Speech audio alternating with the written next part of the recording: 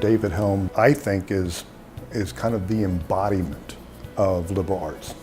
Here's a guy who does advertising, but he does advertising with a conscience. That is to say, he's an expert at selling, he is an expert at design, he's a creative expert, if you will, and he's a guy who thinks really critically about what he's up to, and he relentlessly questions what he does. The story is told that he started out as a political science major. And he said, you know, I think I would like to take an art course. And so he went over and did it and absolutely fell in love with color and design. And by the time he graduated in 1987, he was just absolutely thoroughly in love with art, and particularly commercial art. And so that's why he went into advertising. I read his file, it was very, very impressive. And then, of course, being a doubter of almost everything, I went back to double check. And I double checked, you know, not only the credentials and stuff, but I wanted to find out what did he stand for. And so I found some speeches he made. And he had given a speech to students at Portland State University, and I read the speech.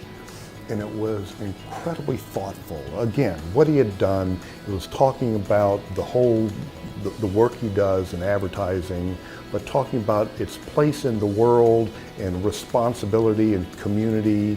And what he does then is embody what liberal arts should be, which is not only learning skills, not only learning facts and things, but a relentless sense of questioning what it is that we do. He was very successful early on, started working for he started working here in town, then he moves to Portland, Oregon.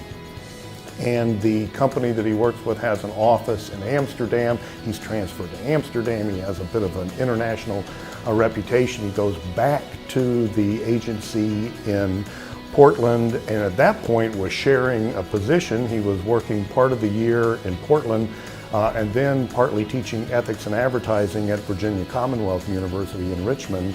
Then he finally goes back to Portland full-time and starts his own studio, his own agency. It's called Studio Jelly. It is certainly our pleasure to have David Helm represent the College of Arts and Sciences as this year's Alumni Fellow.